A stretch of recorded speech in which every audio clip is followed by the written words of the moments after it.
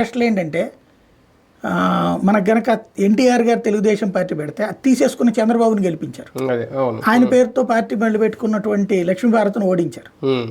అట్లాగే అంటే రాజకీయ వారసత్వం అంటే పుట్టినంత మాత్రాన రాదు, ప్రజలు గుర్తించాలి అనడానికి సాక్ష్యం వీళ్ళిద్దరు. ఇప్పుడు ఉద్ధవ్ థాకరే కొడుకు ఏది శివసేన బాలాసాహెబ్ థాకరే కొడుకు అయినటువంటి ఉద్ధవ్ థాకరే లేకపోతే అతని కొడుకు అయినటువంటి ఆదిత్య థాకరేకి బదులు బాలాసాహెబ్ థాకరే వారసుడుగా బాలాసాహెబ్ థాకరే దగ్గర రాజకీయాల్లోకి వచ్చినటువంటి ఆటో డ్రైవర్ అయినటువంటి షిండేకి ఇచ్చారు ప్రజలు, అతన్ని గుర్తించారు.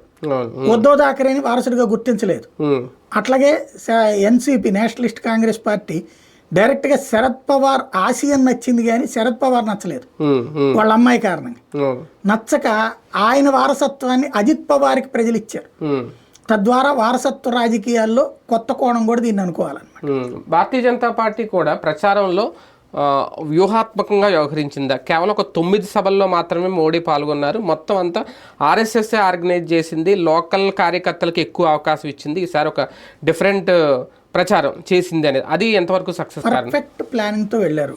ఇప్పుడు విష్ణువర్ధన్ రెడ్డి మనోడు అక్కడే ఉన్నాడు, దాదాపుగా మాధవ్ అక్కడే ఉన్నాడు, పవన్ కళ్యాణ్ నుంచి నేతలు అక్కడికి వెళ్ళి ఏ ఏ ప్రాంతాల్లో తెలుగు వాళ్ళు ఉన్నారో అక్కడికి పంపిస్తే